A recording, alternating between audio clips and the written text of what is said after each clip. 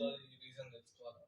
24 hours నాకు నా పక్కన నా ఫ్యామిలీలో మా అమ్మ గాని, మా అమ్మమ్మ గాని ఎవరైనా ఒకరుండాలి. కానీ ఒకేసారి అందరిని వదిలేసి ఇక్కడ ఉన్న వాళ్ళందరూ నాకు కొత్త. ఇప్పుడు ఎవరైనా ఒక మాట అనేస్తే నాకు ఎవరితో షేర్ చేసుకోవాలి, ఎవరితో చెప్పాలి అనేది నాకు తెలీదు. ఇమ్మీడియేట్‌గా వచ్చేదే ఎమోషనల్ కదా సార్. సో, ఆ విషయంగా నేను అప్పుడు ఎక్కువగా ఎమోషనల్ అయ్యేదాన్ని తప్ప వాంటెడ్‌గా లేకపోతే ఏదో ఇదిగా కాదు. అండ్ ట్రస్ట్ మీ ఇప్పటికి కూడా ఎమోషన్ వస్తే Tanuja no very strong day by day నువ్వు స్ట్రాంగ్ అవుతున్నావు ఇది కట్ చేసేది నాకు నేను అనుకోని నేను స్ట్రాంగ్ అవుతున్నాను కానీ అక్కడ ఏది ఫేక్ లేదు so hello madam. Hi sir. మీది భరణి గారి బాండింగ్ చాలా బాగుండేది. కానీ 5 స్ట్రాంగ్ వచ్చిన తర్వాత మీరు వాళ్ళ మాటలు విని చేంజ్ అయ్యారా?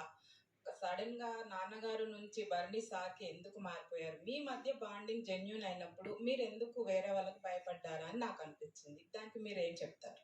యాక్చువల్లీ భయపడలేదు